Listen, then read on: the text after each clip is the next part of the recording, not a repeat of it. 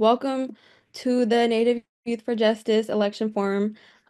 Today's sole purpose is the virtual election forum is to empower and inform Native American communities on the importance of voting in the November 5th election. Through discussions led by Native Youth Justice youth and staff, the forum will address and process the voter registration, highlight why Native vote matters, and provide guidance on how to participate in the election effectively. Please practice self-care as we're going through these slides, making sure you're taking care of yourself, bio breaks, drinking water, have your snacks ready beside you. This agenda will go over why Native people should vote, voter registration, ballots arriving by mail, provide a link for Vote 411 for individualized ballot information, positions and propositions, and how to mail in your ballot, along with the Q&A and wrap up. So again, I hope everybody's doing really good today. If any questions, again, you can always raise your hand or put in the chat, and we will also be communicating with you. So thank you again, and I'm gonna go ahead and pass it on to Yamani.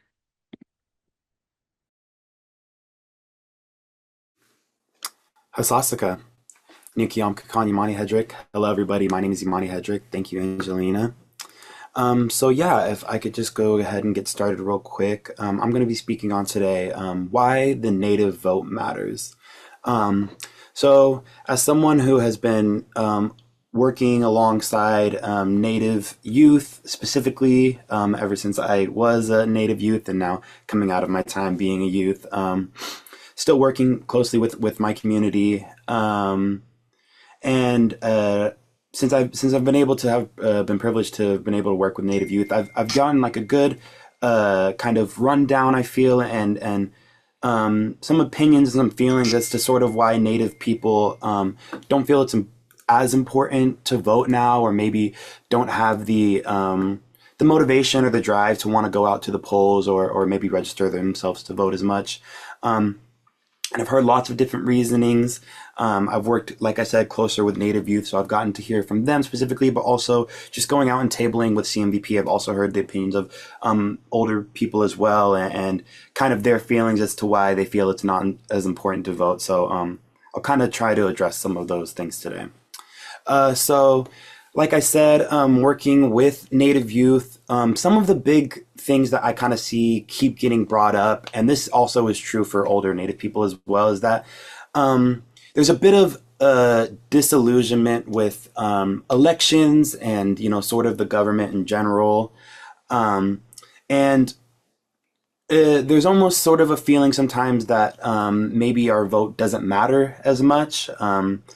Just thinking of ourselves and how big of a country it is, it's easy to maybe think that our one little vote won't matter, or just simply a level of mistrust with the government.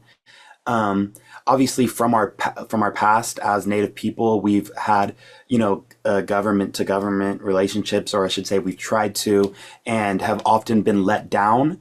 And many of the times, our relationships as Native people with the government is rooted in mistrust, like I said.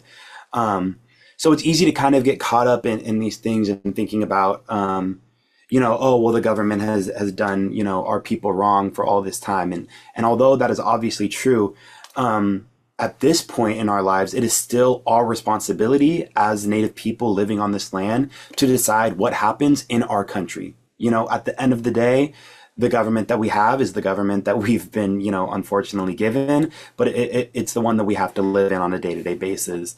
And as Native people, it should definitely feel, we should definitely feel some sort of responsibility to make our voices heard, make sure that we're being, heard in these elections, and that our opinions and the things that we want to change are getting, that real chance to have change in those communities. Some other things I've heard is, that there's not a strong feeling one way or the other, like both sides are going to try to screw me over, so why go for either side? And it's easy to get caught up on either side and say that, neither side is worth my vote. But what is our vote worth as Native people? some things to remember is that Indians and Native people have been fighting for the right to vote for over 100 years at this point.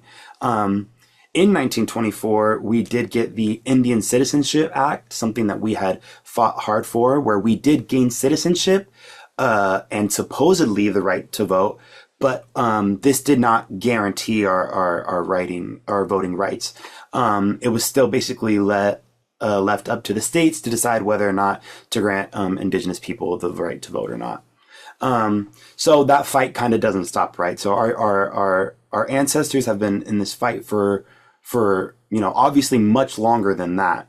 But here are a couple more key moments to remember. The Voting Rights Act of 1965 helped to secure and protect that right for many Native Americans and Alaskan Natives to vote. So this is something that our ancestors have been fighting for, and we should feel a sense of responsibility to honor our ancestors and not let them down in a way. They fought for the things that we have, that we take granted for every day. Our livelihoods and also that ability to vote. So while it's easy to think like, oh, something I hear a lot is, oh, my grandmother said that we didn't vote. So I didn't, I just choose not to vote because it's what my grandmother said. But it's important to remember, who told your grandmother that she couldn't vote or that she wasn't supposed to vote? We've been pushed down, oppressed as people for so long, and we have to sort of peel back some of those layers sometimes and see like, oh wow, we've been taught to oppress ourselves at times, and to have that deeper level of understanding that what our grandmothers and what our ancestors may have been told was right or wrong may have just been somebody telling them what they want to hear, what that person would want for them to feel and experience. Sorry, I know I'm a little bit all over the place, but just a couple more points here to make. So kind of like I said with the Voting Rights Act of 1965, where we got that right to vote, we got that right, but it's important to remember, and this is something that we deal with a lot as Native people, that just because we get over one step, just because one battle is finished, doesn't mean the larger fight is. So, us getting the Citizenship Act, us getting the Voting Rights Act, those were those battles that they were able to overcome. But the fight doesn't stop there, and the fight still carries on to this day. And us being involved in those elections, us making those changes, not just on a grand national scale, but even for our own community, is that continued fight, that our ancestors started, that we have to continue to fight today. So today, the right to vote continues to be challenged through the passage of new laws and practices that either fail to consider, disregard, or intentionally target Native American voters. So like I said, that fight isn't over yet. So just because, we got the citizenship, we still had to get the right to vote, right? Just because we got the voting right doesn't mean that our voting rights won't be challenged by the government and new laws won't be proposed. So it's important to keep ourselves informed as Native people so that we're making sure that we are up to date with all that information, and also up to date with really knowing what are we voting on and how does it affect us as a people, because it may affect your day-to-day life on a scale that you may not have even considered. So tribes in the U.S. experience some of the greatest needs for jobs, housing, healthcare, education, and other human services. If we do not vote, then it is significantly more difficult to address these issues. So basically, we don't want to be fighting a losing battle because we didn't want to, show up to the polls, a few years before. But it's something that we're often doing as Native people, having to, kind of go back and go over things that we already accomplished and having to refight for those things, maybe because we didn't keep, those checks and balances basically with the government and make sure that they were holding up their end of what they promised us. Protecting community interests like I have there. Voting helps secure funding for critical programs like healthcare, education, and infrastructure in our communities. So that's just basically saying, at a lower scale, these elections still matter. people are often thinking about, oh, am I voting for this presidential candidate or this one? But it's also important to remember that we are going to the polls to vote on things that are going to affect our community specifically, and make sure that we have our rights, and that also our children have their rights in education to learn, proper education, and make sure that we have our voice in all of those things that happen nationally, statewide, and even in our own individual counties and communities. So I know that the native population is not a huge part of the population, and that is another point that's brought up is to, oh, well, the native vote can't matter that much because we're less than 1% of the population in our own country. How much of a change could we really make? But here's a couple of examples over just the last 20 or so years that show that our native voice does matter in these elections more so than we could even think. So, in 2002, I have a couple examples here. In 2002, South Dakota Senator Tim Johnson was reelected by 500 votes when the final votes were counted on the Pine Ridge Reservation. So that's a good example there of a small community being able to show that those numbers still matter in that final vote. In 2010, Alaska Senator Lisa Murkowski credited her victory in large part to mobilized Alaska Native voters that supported her unorthodox win through a write-in election. So yes, even writing in sometimes, something that obviously we think doesn't matter on a grander scale, on these smaller elections actually can make a greater change. In 2012, North Dakota Senator Heidi Heitkamp attributed her 1% margin win to the Native vote. So in these elections, it's often coming down to the slimmest of margins. So, it's easy to think that the native population is small, but when it comes down to those margins, our population could be the margin that changes, those elections in our favor. Another example here in 2006, in Montana, Senator John Tester won by the slim margin of 3,562 votes. There are over 50,000 voting age Native Americans in Montana, with more than 17,000 votes coming from Indian reservations. Tester's 2012 win was also attributed largely to the Native vote. So just a couple of really good examples here of showing that while our community may be considered small, our population does band together. We do show unity, and we are able to mobilize in these instances on a much grander scale that ultimately does end up benefiting our community to the best of our ability for what we feel we can do. So those are just a couple of smaller examples, but it's also important to think about the fact that in Michigan, in the 2016 presidential election, Michigan had one of the closest margins with the margin of 0.3%.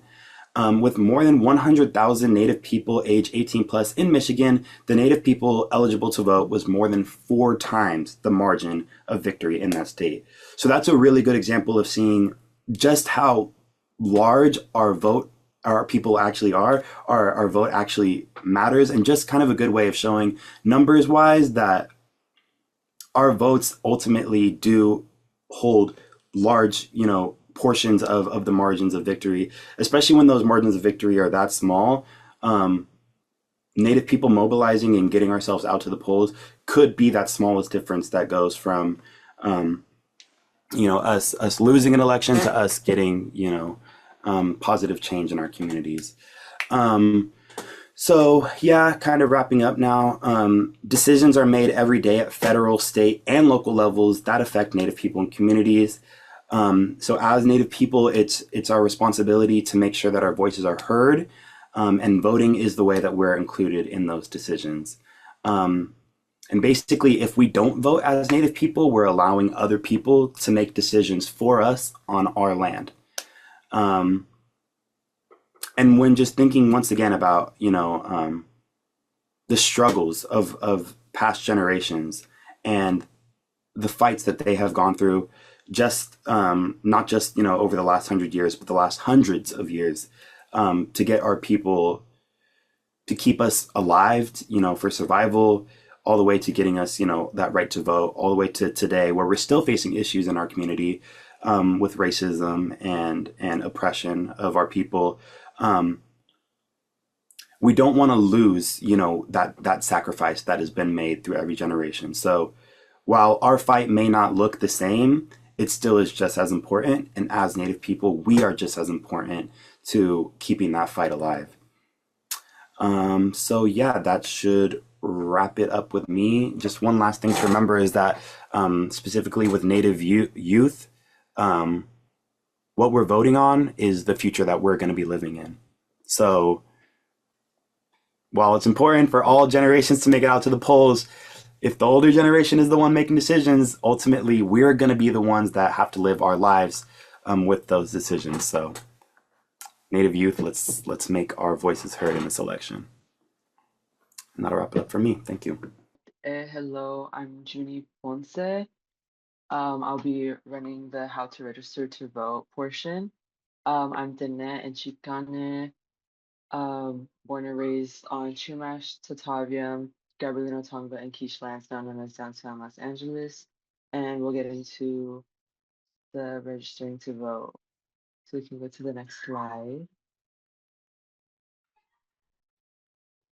So what you will need to register to vote, you will need your California's driver's license or your ID card number, and the last four of your social security number and your date of birth. So this information will be provided to the DMV, the California Department of Motor Vehicles, to retrieve a copy of your DMV signature. And if you do not have a California driver's license or an identification card, um, or social security number, you can leave that space blank, and your county elections official will assign you a number that will use to be identify you as a voter. Next slide, please. Okay, so to register to vote, you want to go to the Secretary of State website. We have a link there, and then yeah. Then this is just a visual, so you know you're in the right spot. You want to click on the first part that says register to vote. So all of the information you need to input is your citizenship status. Again, your ID, your driver's license number, or your social security number. But if you don't have that, just leave that blank, and it'll give you a separate number to identify you. Um, then your address where you live and where you want your ballot to be sent. Your political party preference, although you do not have to pick one. Um, Then if you need your official voter guide in audio, large print, and alternative formats, you want to make sure you check the accessibility or official voter information guide box. Um, then they'll be checking if you are the person whose information has been entered, review your application, and then you'll be registered to vote. Um, then I will be passing it to our video clip.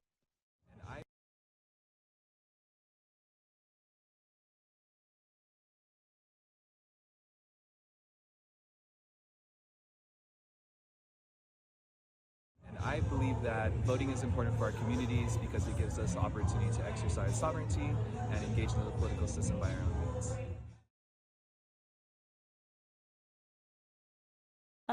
Hello everyone. My name is Angelina Diaz, and I will be doing this portion of this portion. Ballots arriving by mail. What you should be receiving. So within the ballot, receiving your ballot, you should be receiving the voter informational pamphlet, the ballot, of course, and a pink return envelope. What should be on the ballot? So when looking on your ballot, what you should be seeing is presidential candidates, California Senate, State Senator, U.S. Senator, California State Assembly, congressional candidates, propositions. Depending on what district you are from, local measures. And then depending on where you live at, there can be city council, county board of supervisors, and school boards.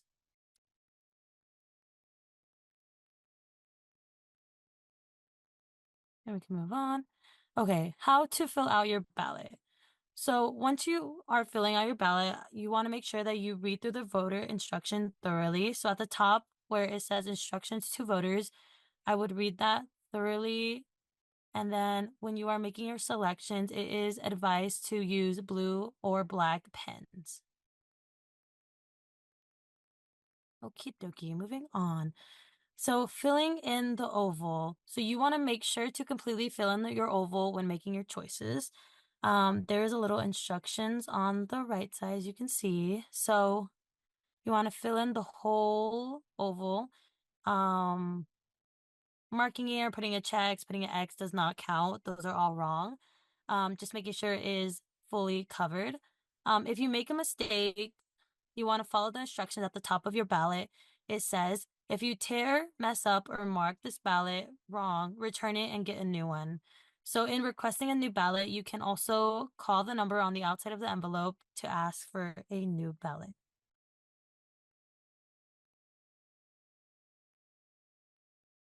Alrighty.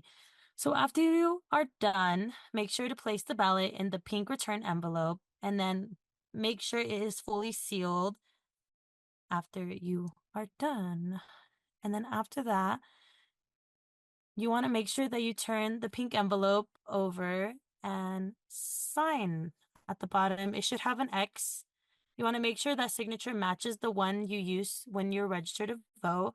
If not, make sure to check your driver license or state ID and kind of like match the same signature as that one. And then under that, it should have a date.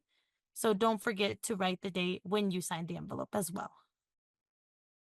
And yeah, I will pass it over. Oh, never mind. We have a video. That go on, these decisions that are made impact us. And I feel like they impact Native people more than anyone else because it's on our land that we're from. And it impacts the land, it impacts our youth, it impacts our elders, it impacts our future. So I feel like it's very important to engage, but also to vote because it's offering a voice where our ancestors didn't always have that. All right. Hopefully Kelly had some incredible words for you guys about voting, and you guys took a lot away from that video. Estankos Koikomodo Jifkos, I'm a member of the Seminole Nation of Oklahoma and Muskogee.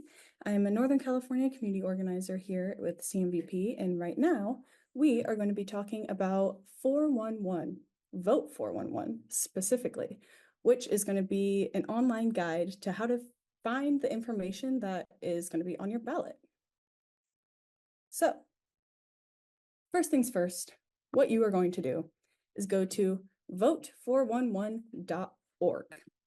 So once you enter that in the website, the next thing that's going to pop up is going to be a page that looks similar to this. So this is the 411 hub. This is the first welcome website that you're going to see when you enter the address. If you scroll down a little bit, you can see it on this slide, but the personalized voting information. So what you're going to do right here is you're going to enter your address. We've entered our Sacramento address right here to use as an example. But you're going to enter your address to get started, press submit. And when you press submit, it's going to pop up with this page, plan your vote. So at first glance, this is what's going to show up on your page. It talks about the upcoming elections. It gives you the date. It gives you some deadlines right there. It talks about how there's no additional election dates scheduled at this time. And so when you keep scrolling down the page, it shows a little bit more. It talks about knowing your ballot. So after you get past that upcoming election page and you keep scrolling, you see here on the left, it looks really tiny because it's super long, but it's going to talk about know your ballot, and it's going to give you all your races, all the races that are happening on your ballot, specifically linked to your address. And I should have said this before, but the address that you input into this website should be the address that your ballot got mailed to, because that is, how they're going to figure out what different things go onto your ballot. So on the left, you see the know your ballot. It talks about all the different races that are going on right now. And then on the right is if you keep scrolling down this page, and you can see polling place and Dropbox Finder, which is very helpful. And then you can keep going and you see debates and forums where it talks about some of the upcoming forums in your area or in general areas around you. And at the very bottom, it has resources to explore. And under there, it's going to have the California Voter Bill of Rights, campaign finance information, all that good stuff. So we're going to get into if you click on one of these. So you can see right here, we're going to use the US president race, for example, just for right now. All of these are for example. We are a nonpartisan nonprofit, so this is all for example's sake. So when you click where the arrow is on view race, it's going to pop up with know your ballot. And once again, you can see the address at the top, but it's going to give you race details. So on the left in the race details, you can see that it says US president, and then under it is about this race. So if you click read more, it'll give you a ton more information specifically about the race. And you can see on the right side, meet the candidates. So as you can see, there's a whole bunch of different icons with all the different people who are running for president right now. And how this website works is that Vote for 11 reaches out to all of the candidates through League of Women Voters. And the candidates kind of have the option to put information, answering questions, all that good stuff on this website. And most of them, from what I've seen, most of them do, but some don't. So if you click on a candidate and nothing comes up, it's because they haven't submitted anything. But back to what we're talking about right now. So if you want to learn specifically about one of the candidates, what you're going to do is click View Answers right underneath. And when you do that, you can see a little bit to the right, once again, lots of information about the candidate if they did answer any questions or things of that sort. So on the right, because we selected Kamala Harris, it talks about her general information. It gives you a whole bunch of links such as campaign website, the campaign Facebook, campaign Instagram, campaign Twitter, talks about the campaign finances. So you can see the total raised, the total spent, total cash. And you can even click in the campaign finances, the top sectors, the top industries that are making donations, the top contributors. So it does give you that information, which is kind of my personal favorite to take a look at. And there are questions that are below that, but as you can see kind of on this page, at the very bottom in that gray writing, it says this candidate has not yet responded. So this is, again, another candidate that, didn't submit any answers to this. And the cool thing is that you can't, or you don't just have to look at one candidate at once. You can actually compare two of the candidates. So we selected Kamala Harris and Donald Trump to compare how their things are. And when you click those little check boxes, what will show up is on the right image. So once again, it pops up all of their campaign links. And then you keep scrolling, it'll show both of their campaign finances back to back. And it'll do that for all of the questions and everything else as you keep scrolling so that you can, compare if you're debating between two candidates. Say you have a mayor running in your area and you want to take a look at a couple different options. You don't just have to select two. If you really wanted to, you could select all the candidates and compare all their answers at once. And that's kind of one of my favorite things to do. I love reading about and informing myself before I actually cast my vote. So what you see on this page is propositions. And the propositions are going to look very similar to candidates, but once again, different because they're two different things. So you can see on the left-hand side, there's an arrow clicking to the View Answers section. And you can see at the bottom, there's a little check mark under the yes for Prop 2.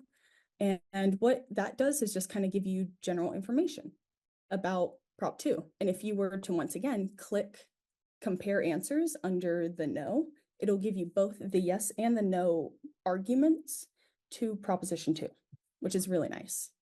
And right above these props too is about this measure. And you can click read more and it'll really break down the measure.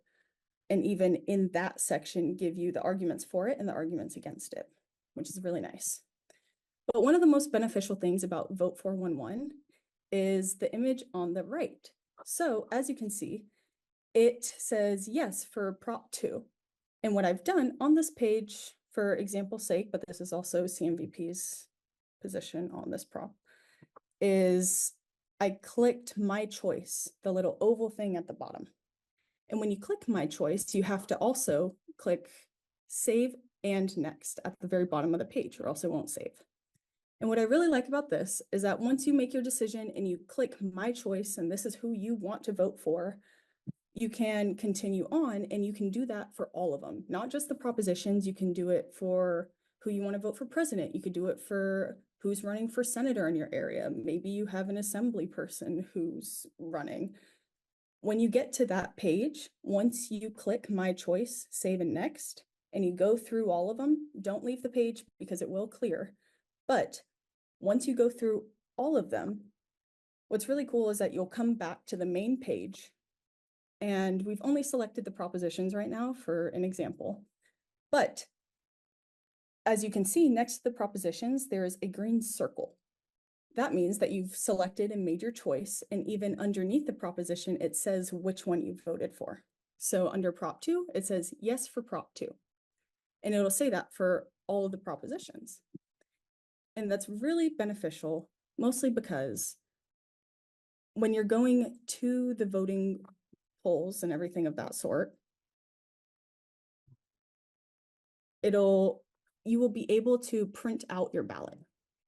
So you can do this, and there's a little section on the left image in the top. It's kind of like the top right-hand corner, there's a button that says print. And when you press print, the notification on the top right will come up, and you want to press print again. And then this page will show up for printing. Obviously, I'm using a Mac, so it shows up in this format, but if you're using different computers and things of that sort, it'll come up however it is to print. But you want to print that page because you can take that to go fill out your ballot. You could take that to a polling place. You can take it with you, even if you just want to keep your answers and you can't remember them. Maybe you like talking about this type of stuff with people. It's a good reminder so that you're not accidentally marking the wrong candidate that you wanted to vote for, and then you have to go to a vote center to have your whole ballot changed, which can also be talked about a little bit later on, along with our stances on propositions. So it's really helpful, really handy. Vote411.org. It is an incredible resource, and it gives you a lot of information that is really hard to just dig up by yourself. It's really hard being able to go and look at kind of unbiased, I would say, information, especially on like candidates or propositions or measures. And it gives you both sides, and it gives you the option to learn yourself and really be able to make a decision for yourself. It's a great tool, and I would highly recommend it. And that's all I got for 411. So next is going to be a video by Joe James, the chairman of the Yurok tribe.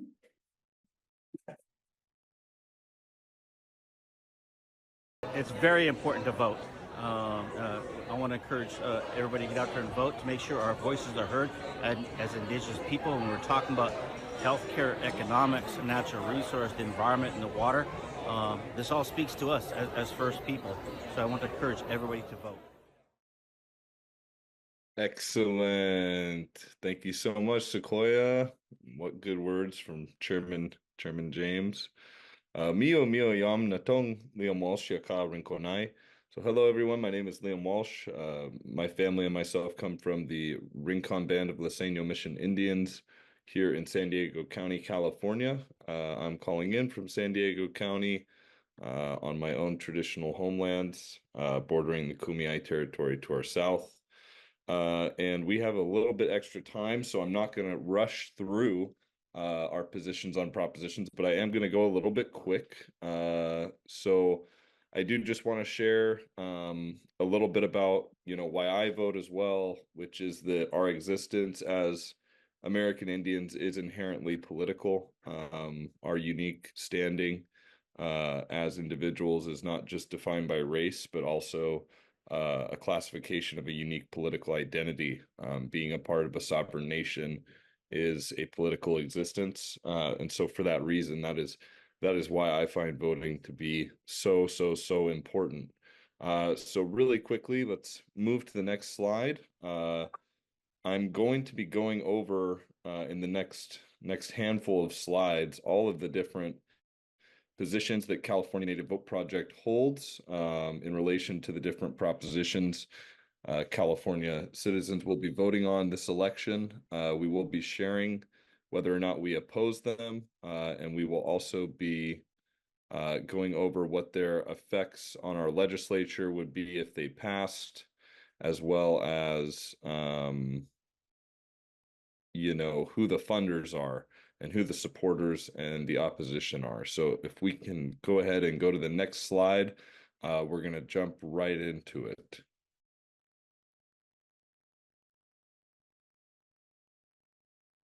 We got to go one more. There we go.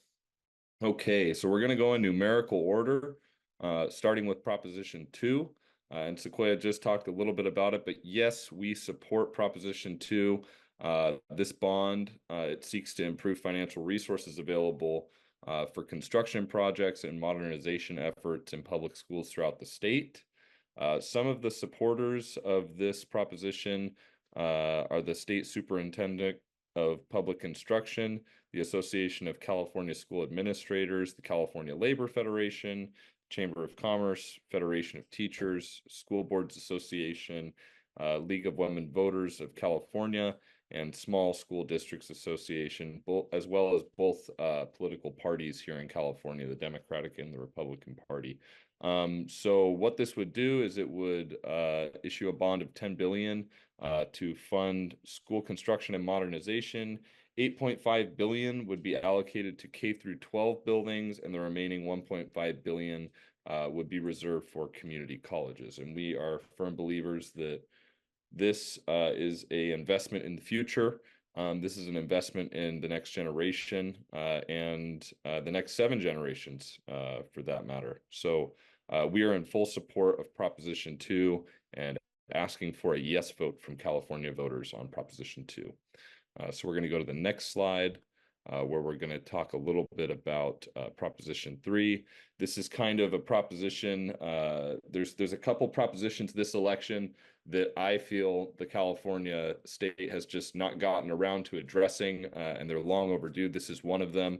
But this proposition would amend the California Constitution, and it would focus on removing derogatory language that is currently present in our Constitution. And we at CNVP stand with our LGBTQIA relatives in their hopes to see their legal unions and matrimony as equal in the eyes of the state government. So currently, the language is very exclusive from same-sex marriages.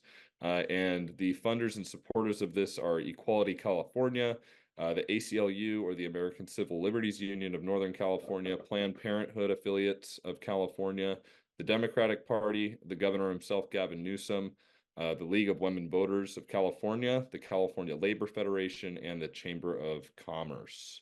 And so what this would do is it just reaffirms the right of same-sex marriage.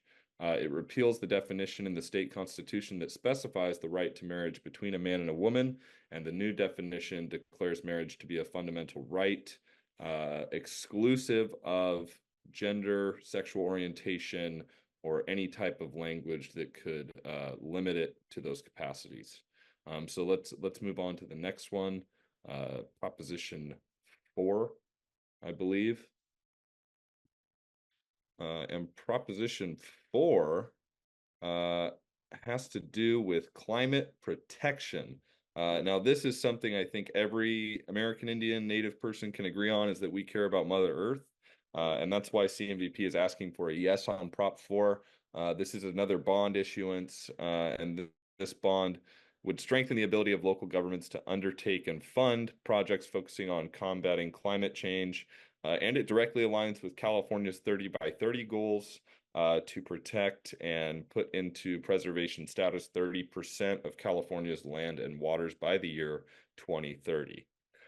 So funders and supporters for this are Clean Water Action, the National Wildlife Federation, California Professional Firefighters, the California Labor Federation, the Teachers Association, the League of Women Voters, the Democratic Party, and the Metropolitan Water District of Southern California, as well as the Municipal Utilities Association. It's another $10 billion bond to offset budget cuts and fund state and local parks, climate programs, water infrastructure projects, energy projects, and flood protection projects. And if not everyone here watching this is aware, the California State Park System actually received one of the largest budget cuts in the history of the California Natural Resources Agency recently, and have been very, very limited in the funding that they receive to undertake projects and also maintenance programs for their parks. So we're asking for a yes on Proposition 4 to help California advance our climate protection goals.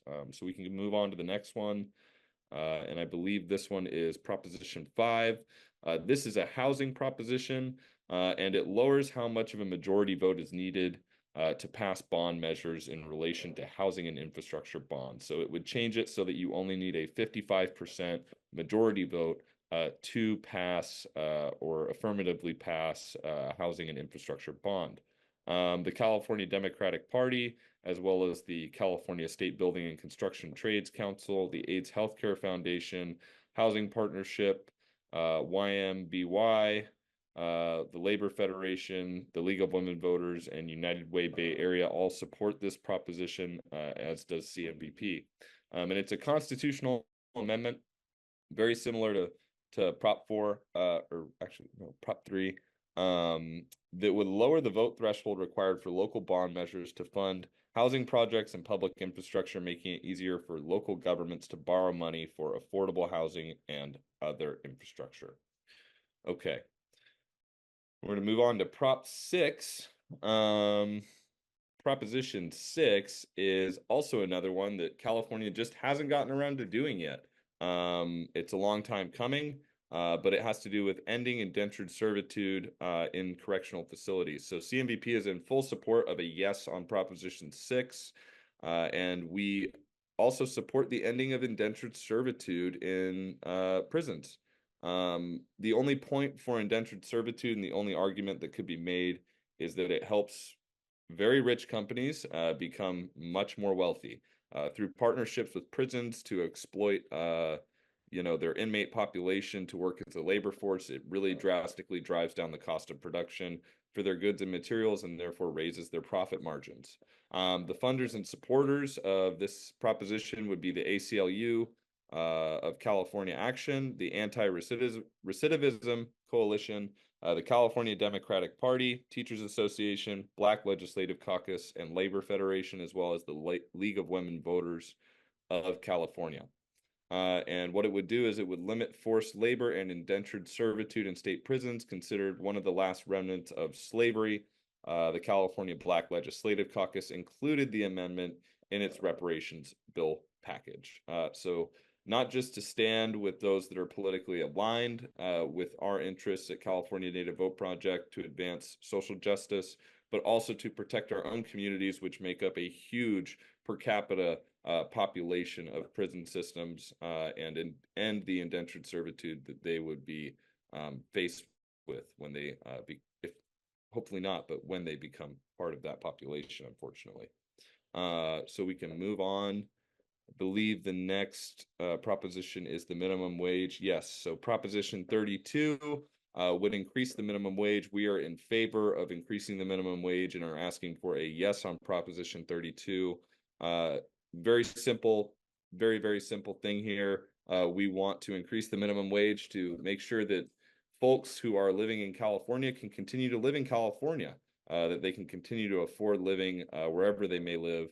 And the funders and supporters of this are the California Labor Federation, Unite Here, One Fair Wage, Working Families Party California, the California Democratic Party, and the League of Women Voters of California. And this would not just be a jump to $18 an hour that might affect things negatively, but we would incrementally increase the minimum wage until it reaches $18 per hour on January 1st, 2026. So it's not an immediate jump. However, in the event of an economic downturn, Governor Newsom has the authority to suspend the increase twice, which could delay the target date. And as I previously said, We're for increasing the minimum wage. We're asking for a yes on Proposition 32. Okay, so we'll go to the next one. And Proposition 33, this is a rent control proposition, and it basically empowers local governments and it gives them the resources they need to be able to keep landlords in check with rent pricing to ensure that folks will be able to afford the area that they lived in all their life or are hoping to move to and not be priced out due to rising rental costs, which we are seeing in so many communities around California, which have traditionally been low-income communities. People are being forced out of their homes. People are no longer able to afford rent. It is an epidemic. And for that reason, we're saying yes on Proposition 33. Funders and supporters of this proposition are the AIDS Healthcare Foundation, the California Democratic Party, Veterans Voices, California Nurses Association, the Alliance for Retired Americans, Housing is a Human Right, Tenants Together, Consumer Watchdog, Housing Now, ACCE, Unite Here Local 11, and more. But essentially, this would expand rent control and repeal the Costa-Hawkins Rental Housing Act, which has banned rent control on single-family homes built after 1995. It would prohibit the state from limiting the rights of cities and counties to maintain, enact, or expand rent control ordinances. And again, we are yes on Proposition 33. We also believe housing is a human right, and it also disproportionately affects urban American Indian populations.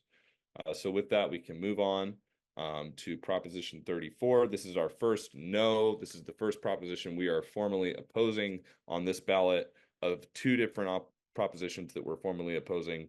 And we oppose Proposition 34 because it takes aim at foundations and organizations dedicated to helping and destigmatizing individuals who have struggled with social acceptance historically. And it also weakens their access to medical care. Most specifically, the AIDS Healthcare Foundation. I'm not sure if I have the exact name of the foundation correct, but I believe that's it. Funders and supporters of Proposition 34 that are vying for a yes vote are the California Apartment Association, the ALS Association, Assemblymember Evan Lowe, the Howard Jarvis Taxpayers Association, California Chamber of Commerce, and the California Republican Party. And I will say there are three funders and supporters here that for every proposition that we have supported, they are on the oppositional side. So if that tells you anything, it might tell you that it's in your best interest to vote no on Proposition 34. But what it would do is it would require healthcare providers to spend 98% of revenues from federal discount prescription drug programs on patient care. This measure takes aim at groups like the AIDS Healthcare Foundation, which has been active in funding ballot measures. And this is another proposition that we see as being harmful to our communities if it is passed. So let's move forward.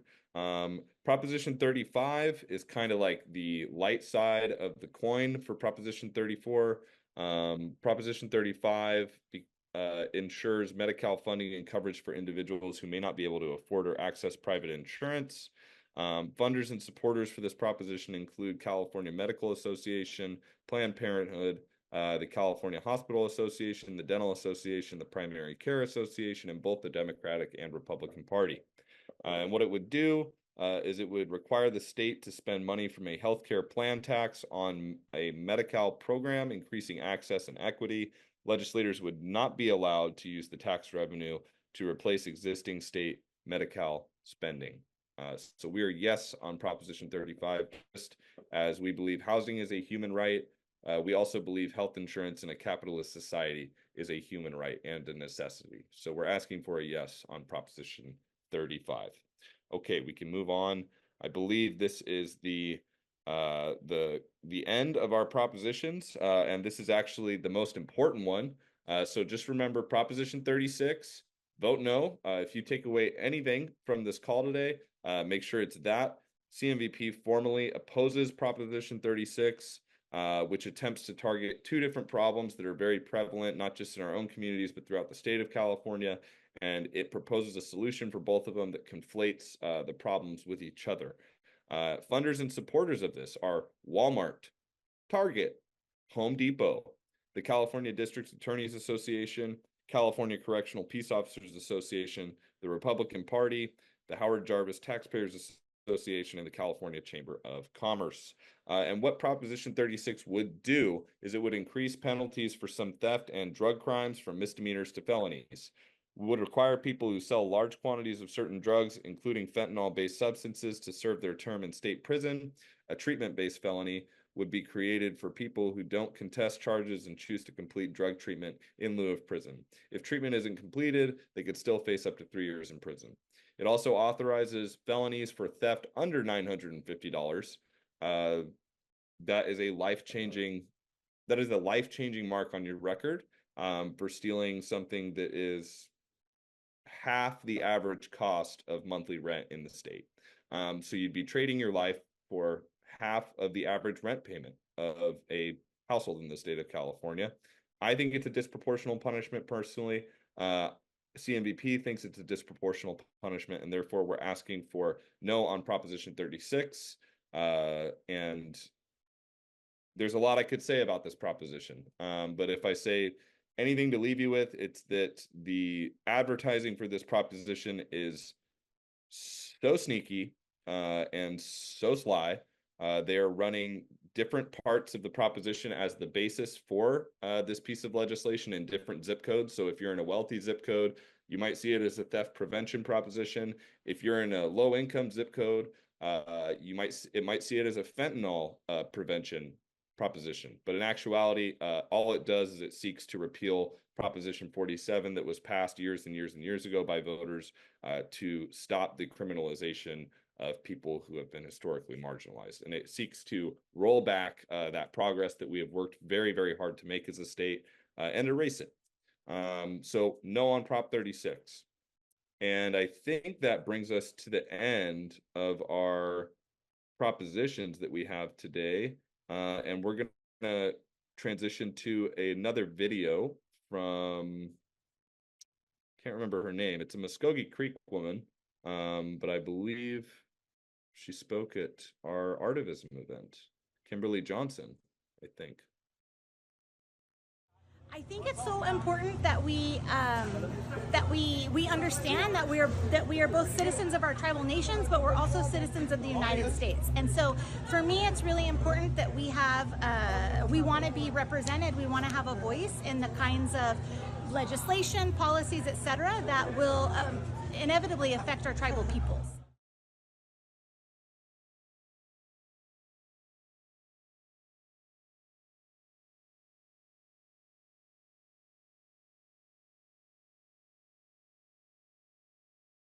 You're muted. Hey young killa Kamiko Hostler Juliet, not the nekwe I'll talk Mish. Hello, my name is Kamiko Hostler and I come from the village Talk Milden on the Hoopa Valley Reservation. I'm a youth organizer here at the California Native Vote Project, and I am excited to talk to y'all today about how we are going to successfully turn in our ballots for the upcoming election in November. Whether you're voting by mail, using a ballot drop box, or voting in person, we've got you covered on all the deadlines, the key action dates, and important details to ensure that your vote gets counted. So let's get started with mail-in ballots. So mail-in ballots, also known as absentee ballots, are what you get mailed to your residence or like where you live. Or if you have a PO box, you'll get it in your, or I don't think you'll get it in your PO box, but you'll have to go out and get a ballot. If you're registered to vote in California, typically you'll get a ballot in the mail. And how that works is you'll fill out your ballot once it arrives, return it by mail. No need for a stamp because they already have it paid for. And your ballot must be postmarked by Election Day, which is November 5th. And it should be received by the county election office no later than November 12th. You're able to track your ballot progress using the Where's My Ballot tool on the California Secretary of State's website. So if you just Google California Secretary of State, Where's My Ballot, you'll be able to track your ballot and see how soon it's getting to the county election office. So we also have ballot drop boxes. If mailing your ballot doesn't sound like it's going to work for you, you can also use a ballot drop box. These are secured places where you can leave your completed ballot. And the deadline for dropping off your ballot is 8 p.m. on November 5th, which is Election Day. Drop boxes will start being open on October 7th, or I guess today is October 9th, so they were opened 2 days ago. So that'll give you a lot of time to plan and figure out how exactly you want to turn in your ballot. You'll follow the same processes of filling out your ballot, sealing it in the pink envelope, and signing the outside, and then dropping it into a Dropbox location. To find those locations, you can look also on the Secretary of State website by Googling Secretary of State Dropbox location, and it'll have you input probably your zip code or your address so you can find exactly where it's going to be the closest Dropbox to you. Next, we're going to talk about in person at a polling place. So another option is to drop off your completed mail-in ballot at a polling place or a vote center. For example, if you have a high school near where you live and they have a polling place where people are going in person to vote, you're able just to take your finished, already filled out ballot and take it to the vote center. But you'll have to do this before 8 p.m. on November 5th, Election Day. You can also vote in person if you prefer at this point, but they will ask you to surrender or give up your mail-in ballot so that you can ensure that one of them is only being counted.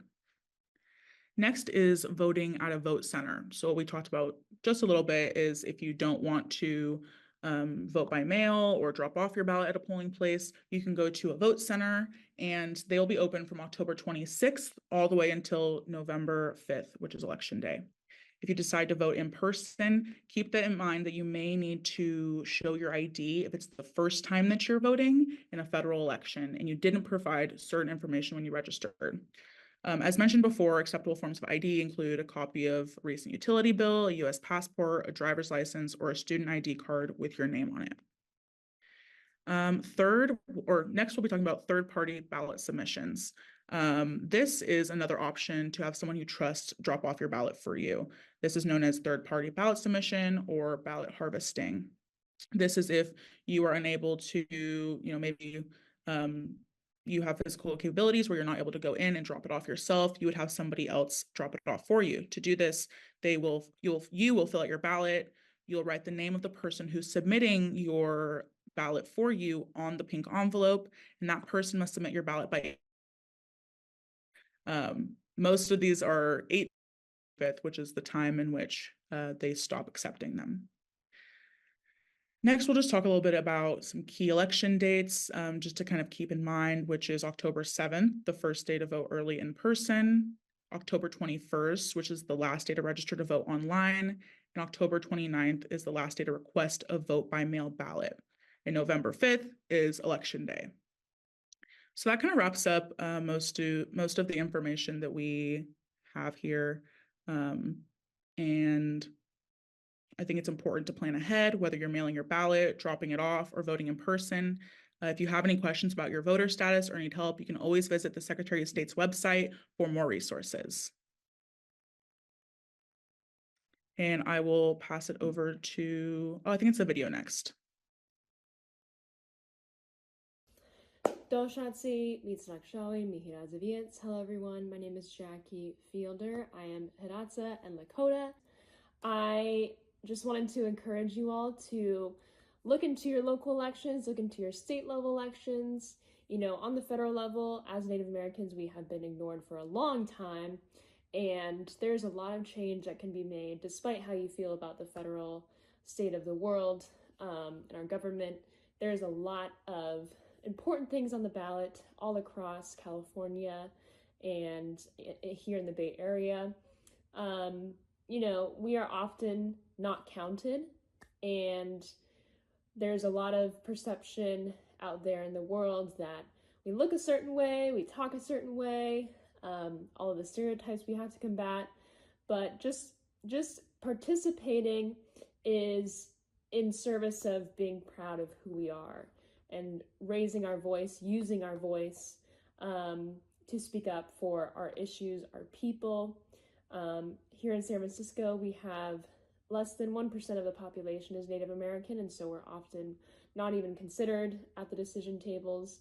But exercising your vote is a right that we have long fought for alongside our brothers and sisters in other movements for civil rights and racial justice.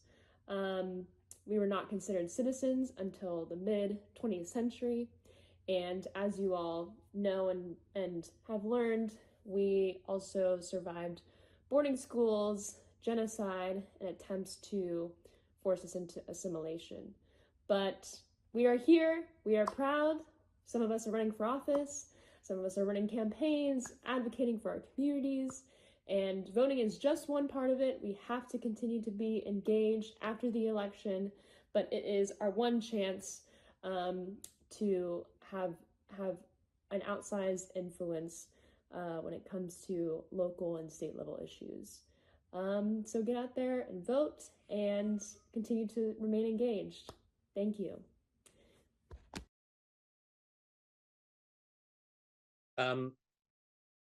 Thank you all for taking the time to come and be with us here. I just want to thank our California Native Vote Project, Native Youth for Justice group, for putting this together for our communities. It's incredible, going through this and seeing, some of those really important topics, like why should we vote, like why our tribal communities should be out there voting, and hearing some great words from some of our our local tribal leaders, talking about voter registration, making sure that we know that October 21st is the last day to register online. Making sure that you know the step-by-step how to register to vote. Incredible presentation on the ballots arriving and how to fill out your ballot, and make sure that you're doing those things right, and make sure that you fill in those bubbles, make sure that you sign it and that you seal it. So a lot of times people will make those mistakes and then their ballot won't be counted, so make sure you do that. And then, just making sure that we know like what we're voting for in our area. So the Vote 411 information, so incredible. It's a great resource. Go check it out. It can really help you in making your decisions. It's a great tool. Thank you so much for all the positions on the propositions that CNVP is doing, and thank you for that presentation. I know that that's really helpful for people, because so often with those propositions, they say that they're doing one thing and the ads say they're doing something, and then they're doing something very different. So really good for everybody to be able to see exactly what's going on there. And then finally, once you have all that information, how do you mail your ballot in? Make sure it's all sealed up. We want to make sure that people know where to go, where to drop things off, how to mail it in and all that. So thank you guys so much. I know we had some technical issues at the beginning of this. We're going to try to fix that, and so that this will be on social media and people will be able to go and take a look at it. So thank you guys so much, and get out there and vote.